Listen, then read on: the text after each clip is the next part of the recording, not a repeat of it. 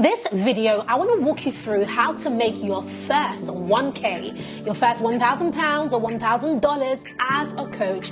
But I'm doing something a little bit different. I'm giving you the step-by-step strategy. You're going to want to stick around until the very end because not only do I show you the what, but I also walk you through the how. And at the end of this video, I'm going to be walking you through 3 specific strategies for how to actually generate that income in no time. So let's jump right in. So my inspiration for this video is actually a call that I had recently with a lady who said to me, Pam, I've bought so many courses and worked with so many coaches, but I haven't even yet made $1,000 online. I was absolutely flabbergasted, hence why I'm recording this step. Now, some of you might be watching this and you might be thinking, but Pam, why aren't you telling us how to make 10K or how to make 100K? Why just £1,000 or $1,000? Well, it's because I want you to have one specific perspective, and that is that if you can make $1,000, you can make 10K, you can make 100K, but we've got to learn to walk before we can run. And making your first 1K is all about understanding how to turn your skills into cash. For me, what changed the game wasn't even making my first 1K. It was making my first $27, guys. I'm not even kidding. That money, when I saw that hit my account, as minuscule as it was, it just showed me one thing. It showed me that, Pam, you have a skill that you can monetize. And if you can make $27, you can make $2,700. You can make $27,000. You can go over and above that. So the moment you just strike that first bit of cash, no matter how little it is, as little as $1,000 or £1,000, as quickly as you do that, what that's supposed to do is to give you a perspective, because all you then need to do from there is scale up, which is the easier part. Now, when it comes to hitting that first 5K, I want to walk through the 5 major challenges that I've seen people go through that stops them before they even hit that first 1K. Number 1, they don't understand how to properly niche in. Niching in is very, very important, because if you're talking to everyone, then you're talking to no one. Number 2, they don't know how to talk about their skills and expertise without rambling on and talking themselves out of money. Number 3, they don't understand how to solve problems, or rather, they choose the wrong type of problem to solve, which means that people are not willing to pay them any money. Number 4, they haven't created an audience for their offer. And finally, number 5, they don't have any type of sales system or anything like that to help them to build their business. So if you resonated with any of those, then you're in the right place, because I'm going to be sharing 3 specific steps that you should take. Step 3 is my favorite, so make sure you stick around till step 3. If it is your first time, however, seeing this phase, then welcome. I'm Pam Obasa, the founder of The Lucrative Lady. And this specific video, or the series that I'm working on right now, is from a movement called Wake to Wealth. Wake to Wealth is a free movement that you can join, and it's a year-long program that I have created absolutely free. It is my way of giving back. Inside of Wake to Wealth, what I do is every single Saturday, I send out one wealth building strategy along with the action steps for that. So if you want to be a part of that, the link is on the screen right now, and I will drop the link below this video. Just sign up, put your name and email in, and then expect my email and do the work. It's as simple as that, and you will see your life and your business transformed. Now, back to the video. Step 1 is the who. This is the foundation of making even $1 or £1, let alone 1,000. The who. Who do you want to help, or who are you capable of helping, or who is your skill set more aligned with helping? Without this, you cannot even move forward. It goes without saying that the most effective way to really monetize your skills online is through coaching, because coaching is the one that you can scale exponentially. There's no ceiling, there's nothing. It literally is the game changer that you have been waiting for. However, when people want to get started with coaching, here are 3 questions that they often ask. Pam, how much money can I make as a coach? What should I charge? What type of offer should I make? These are the wrong types of questions to be asking. If you want to hit your first 1K or 10K, even as a coach, here are the 3 key questions that you should be asking. Number 1, who is it that you want to help, or that you are able to help? Number 2, what problem do they have that you can solve for them? And number 3, how are you going to solve that problem? As a coach, you get paid for solving problems. That's why coaches make a lot of money, because we are in the transformation game. You're transforming people's lives by solving their problems. So the bigger the problem you can solve, the more money you're going to make. So I want to break down those 3 questions a little bit further. out of those questions, the first one is actually the key question. And that is, who do you want to help, or who are you able to help? So in essence, what that question is, who is your target audience? What type of person are they? What gender are they? Are they a man or a woman? What age are they? Are they between the ages of 25 and 45, or 45 and 65, or above that? Where do they live? Are they in the US, in the UK, in Canada, in South Africa? What do they do for a living? What is their socio-economic status? What is their education level? Are they married? Are they single? Do they have children? There is so much that you need to understand about this person, because the more you know about them, the more it actually impacts your message and your offer, which is what they then see and then say, hey, I actually want to hire you to work with me as a coach. Here is a tip for you. When you first start out coaching and when you're trying to hit that first 1K, I want you to do the easy route. And that is that the person that you are most likely to help is a person that you used to be, or somebody who is most like you, or somebody who is going through something that you have overcome in the past. This is the easiest type of person to help. And when I say the word type of person, another way to say it is your avatar. This is your client avatar. This is your ideal client.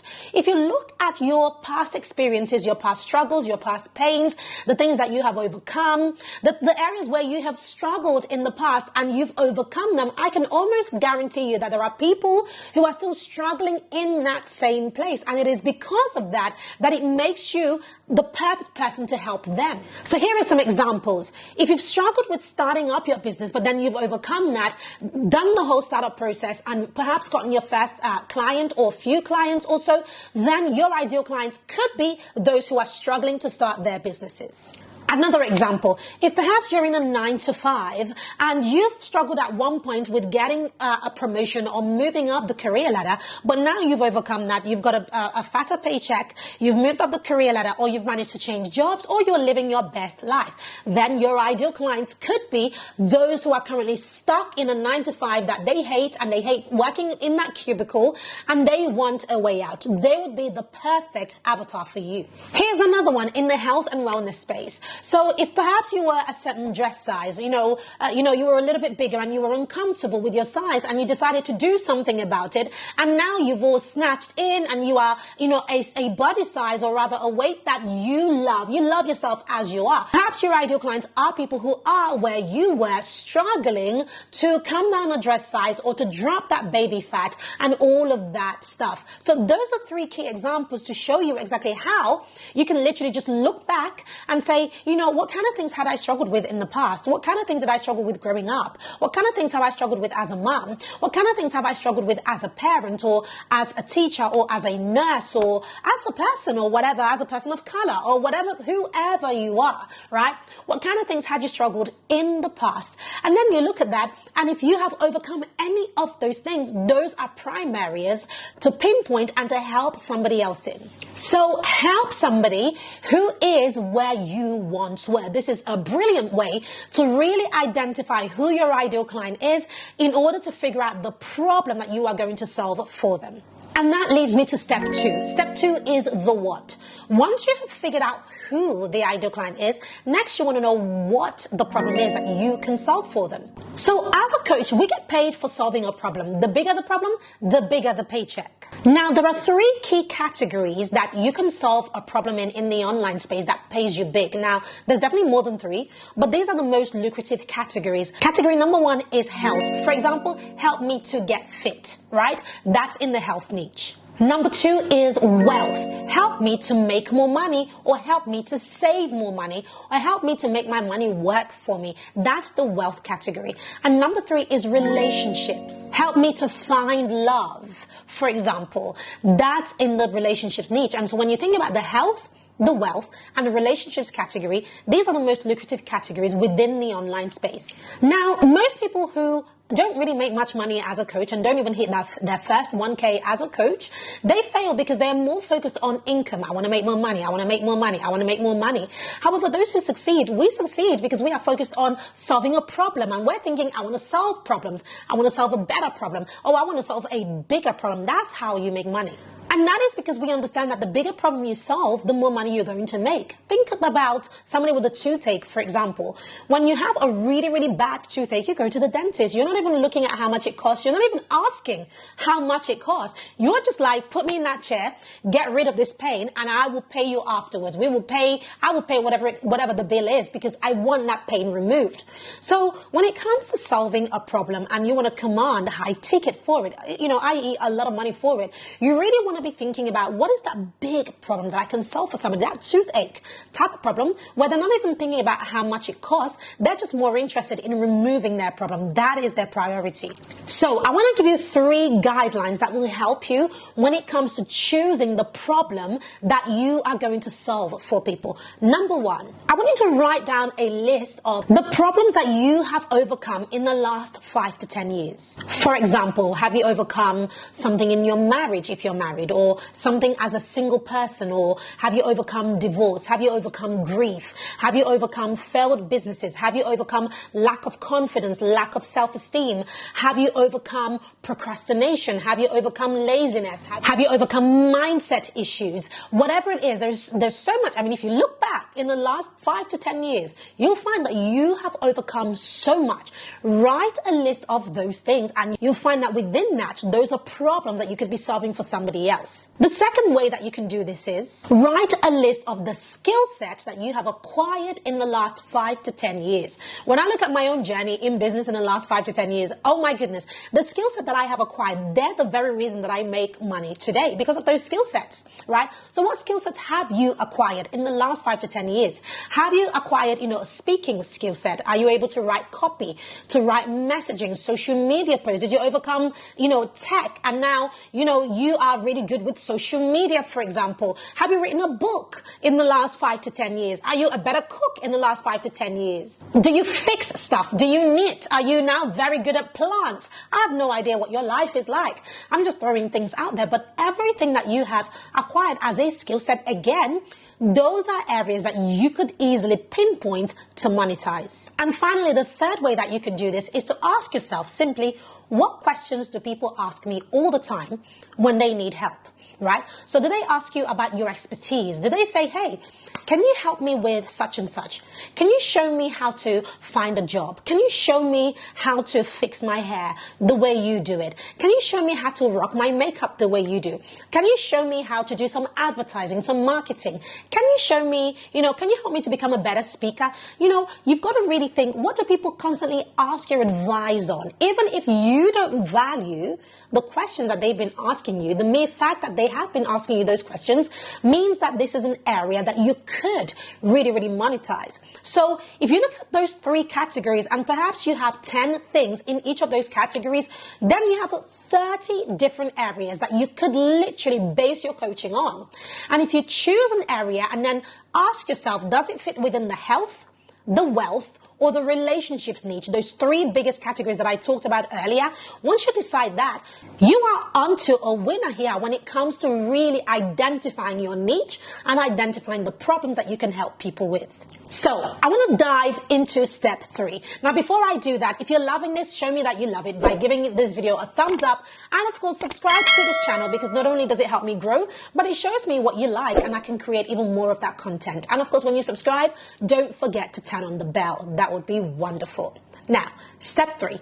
Once you have identified the who, which is the first step, the what, which is the second step, now it's all about the how, which is step 3. How are you going to make money from this?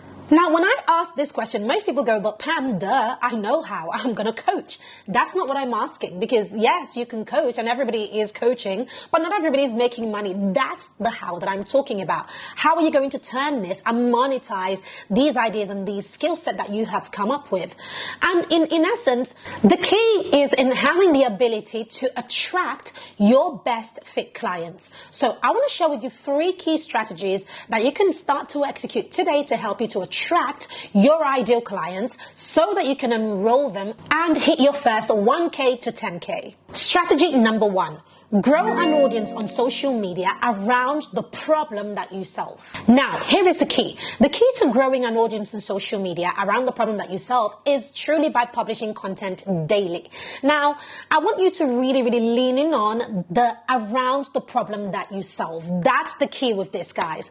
I have met so many people who have come to me and said, Pam, I have 100,000 people following me on Instagram, but I'm not making any money. Why aren't they making any money? Because whilst they do have followers, they have spent their time dancing on Reels or dancing on TikToks, and there's nothing wrong with that. I'm not saying there's anything wrong with that. If your niche is dance, then dance away. But if your niche isn't dance, what are you doing? TikToking and talking on dancing and dancing on TikTok. What are you doing? Do you see my point? You've got to really build an audience around the problem that you solve. Yes, you can create entertaining content, but don't build an audience that want to be entertained, because they're not the type of audience who will buy from you. You want to build an audience who have the problem that you are able to solve. When it comes to building your audience, my two favorite platforms for those who are just getting started is definitely Facebook, followed by Instagram.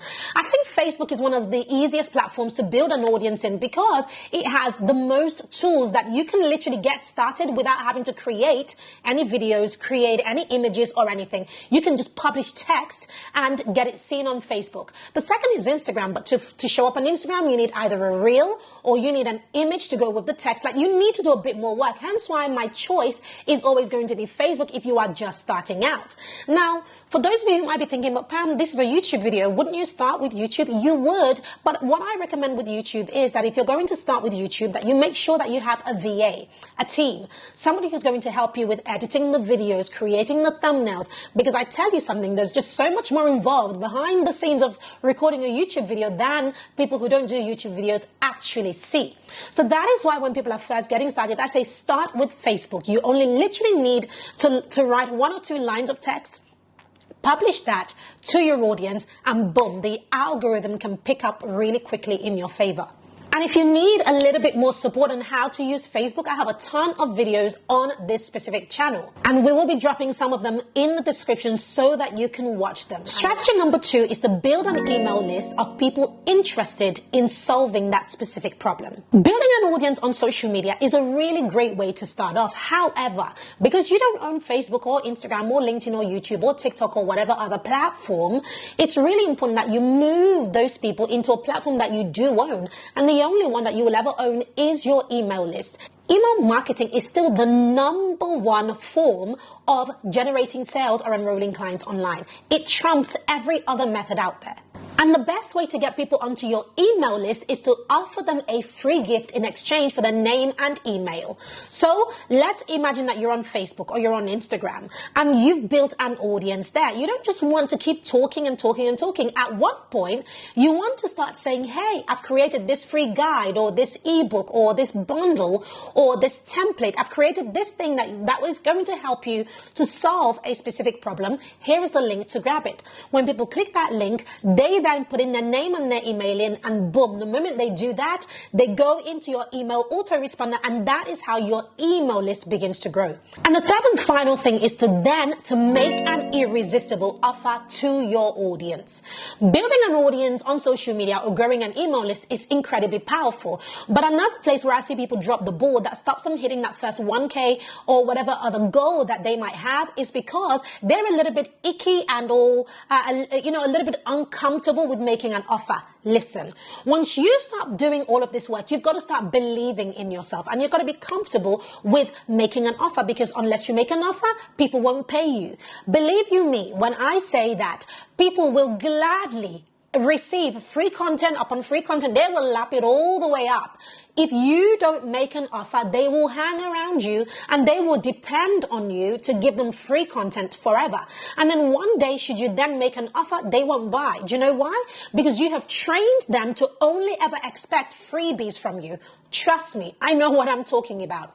So a lot of people believe that you've got to have thousands and thousands of followers or thousands and thousands of email subscribers before you can earn the rights to make an offer. That's not true. You can have 10 people on your email list and still make an offer. Heck, you can have one person and still make an offer, right? So you've got to be comfortable with making an offer and saying, hey, this is what I do. This is how I can help you. And the key with doing that is in first believing in the value that you are able to provide and the transformation that you're able to offer to somebody else. Now, there is one specific component that helps your offer to stand out, and that is what I call an offer stack.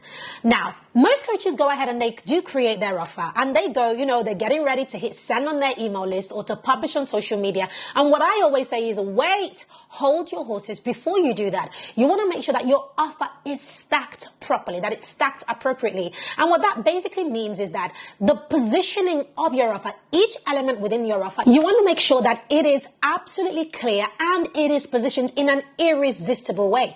Once your offer is stacked properly, it becomes very easy to even 10x your conversions. Now, to help you with your offer stack, I have created an incredible resource with 15 offer stack examples that you can swipe right away.